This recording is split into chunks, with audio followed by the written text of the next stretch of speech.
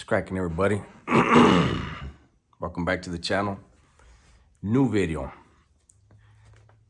So on this video, I decided I'd get away from the computer, come over, sit on the couch, old school style, right?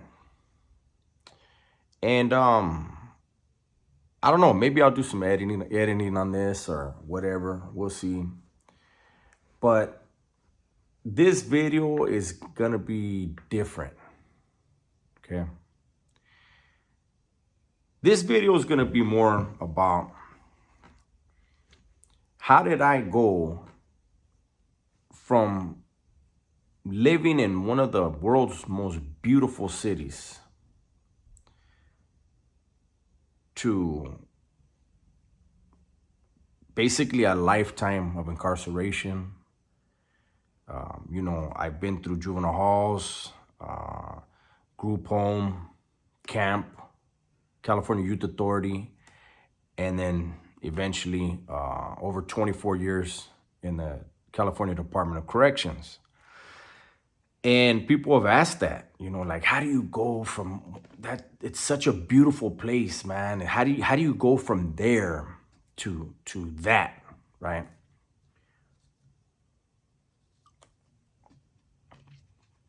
And I've always told people, like, Santa Barbara is one of the most beautiful cities. And now it's so cleaned up that it's pretty much everywhere in Santa Barbara is beautiful.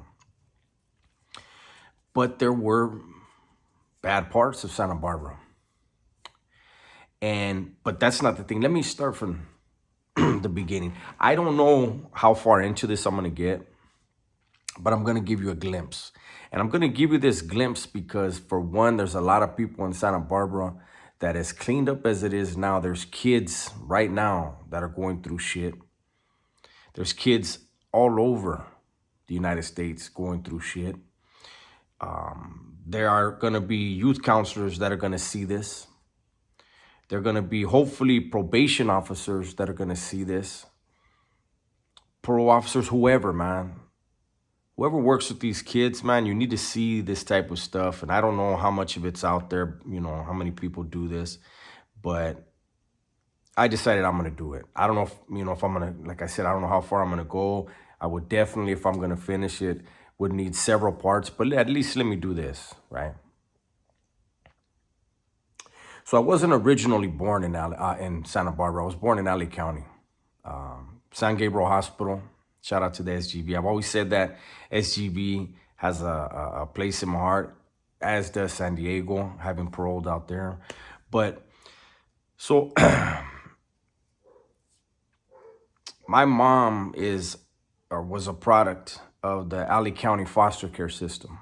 And anybody that knows how the LA County foster care system was back in the 70s, it was buck wild. And my mom was taken in by a woman who didn't care about any of the girls that she brought in. She was just in it for the money.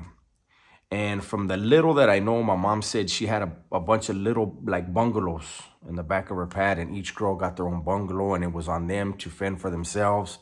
She didn't feed them. She just housed them, gave them a place to lay, and you do what you do, right? And I told the story once. My mom was really hungry and didn't have any money, and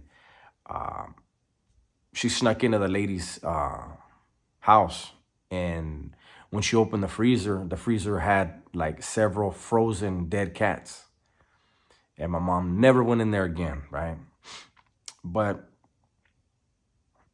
I say that to say my mom, as a product of the LA County foster care system, she was a gang member at a young age. She did not have any parental guidance, any parental figures, and she was a wild child running in the streets, doing whatever she wanted, whenever she wanted. My dad is from the east side of Santa Barbara. My dad's a few years older than my mom. Maybe one day I'll get into the dynamics of my father's household. I didn't know all of the trauma that my dad, my tío, and all my tías endured until I got out this time. And when I got out and I started learning more about the family dynamics, the the terror and the violence that they had to grow up under, it made me have to look at my dad different. But like my mom, with the things going on in their home, my dad's home when he was a child, my dad didn't have any parental figures, anything to, neither one of my parents had someone that they could say, they can pattern parenting after, right? So my dad gets my mom pregnant in 1974. And for the first 3 years of my life, there's varying stories, but for the first 3 years of my life, as far as I understood it, my mom and I were on our own. In LA, my mom said there was a biker gang, and I would assume, because my mom lived in Temple City, that it was the Mongols, and that there was a biker gang that used to look out for my mom and I. And my mom had a job at Jack in the Box, and she had stopped gangbanging. She said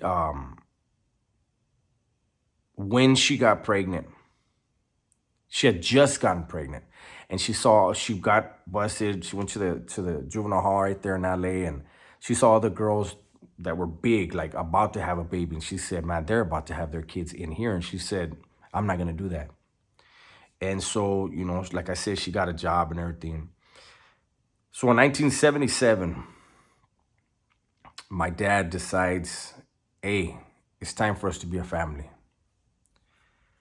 So my mom moves to Santa Barbara, brings me, of course.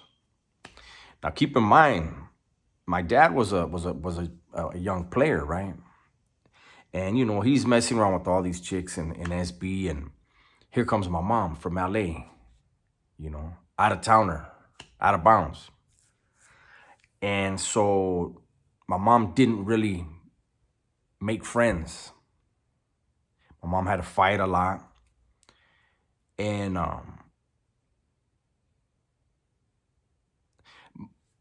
my earliest childhood memories were extremely violent. My mom and dad were using drugs, drinking, partying a lot. They were selling drugs. My dad would beat my mom on a regular basis. Both parents would beat me on damn near a daily basis. And people are going to say, like, why would you put all that out there? And it's because, like I said, I know there's kids going through this shit, right? And so I want to get a little bit into it. So as a very, very, very young kid, I lost respect for both parents. The beatings that I would endure on a damn near daily basis, knowing that my parents were selling drugs, seeing it. I remember watching them, triple beam. My mom cutting up the bindles out of the magazines, weighing out the coke, bagging it up in the little bindles. I remember all that, man. And on top of that, they both worked. My mom was a telephone operator for GTE. My dad worked at the big hospital, and they were making decent money, man, with their regular jobs. And then they had the drug sales, but they were always partying. So 9 times out of 10, there was nothing in the refrigerator. There was nothing in the cupboards.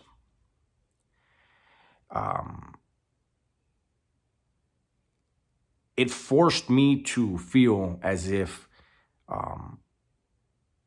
I wasn't really wanted in that house. To be beaten and neglected like that. It made, and here's the thing. There were times where the school saw marks all over me and called the cops, and the cops took pictures, and nothing ever happened. And so as a child, as a very young kid, I realized, like, it's me against the world. Like, I felt like my neighbors knew I was getting beat up. I didn't have nothing to eat. The teachers knew. The cops knew. All of the authority figures in my life knew that I was in a really bad situation, and they were all okay with it. And so that was where I formed my hatred for all authority. It's the reason why I was buck wild, and if somebody told me something, I was like, fuck you. I got to do everything on my own. And that's where I started to avoid the ass whoopings. I would get on my bike and I would fucking ride my bike all day, all night. And I would see the gang members, right? And I would see like they did whatever they wanted. And it became a thought in my head. That's what I'm gonna be. That's what I need to be. Because then I felt like, okay, I'll have, the homie love. I thought that was like, that's gonna be my family. We're gonna look out for each other. I'll be loved. I'll be respected. People will fear me. And so from a young age, that's what I did. But see, because of my insecurities, I couldn't just be like the regular homie. It's why I started my clique in my own neighborhood. I started my own clique, right? And it's why when I was in, the youth authority, I found myself in a leadership position. And in prison, I got involved in stuff, right? And it took me a long time to realize that the beliefs that I formed, probably about 7 or 8 years old, man, that nobody loved me, that I was on my own, that I could never depend on nobody. Those beliefs formed the monster that I became. And it took me a very long time and a lot of years of insight to realize that at 20 years old, at 19 when I got busted for my murder, at 19, at 20, at 30 years old, I was making terrible decisions based off of the beliefs that I had formed as a 7 or 8 year old kid. That's real shit. If people go back throughout their childhood and they look at where the trauma began, and they're serious about what did they think about themselves, what did they think about the people around them, they'll start to figure out the defects of character that they had developed and how those defects made it okay within their mind to stab people, to shoot people, to rob people. It's easy because you don't see value in yourself, so you'll never see value in anyone else. So that's just a glimpse, man, of why, how. It always tripped me out. Like I used to talk to homies from Los, and they would be like, man, on Santa Barbara and this and that. And I used to tell them, I guarantee you, I grew up more poor than you. And I didn't care where they were from. I tell them, I guarantee you, you had a better household than I did. I remember having to jump on top of my mom, cover her with my body because I thought my dad wasn't a killer. I saw shit as a kid that and I'm not the only one. There's going to be thousands of people that see this video and they're going to be like, damn, man, I went through the same shit. And the majority of those thousands that see that, you did better than me. You didn't get an L. You didn't get a life sentence. You were able to cope with it however you were able to cope with it, but hopefully this video will give you an opportunity to go back, revisit your childhood, make peace with who you are supposed to be, and let go of who you allowed yourself to be. So with that, I'm going to go ahead and bring this one to a close. Hopefully you guys enjoyed it. This is another one of those videos where I don't expect a lot of views, but I know it's going to get to whoever it needs to get to. So with that, everybody, please be safe, be smart, and tell the ones you love that you love them. I'm out.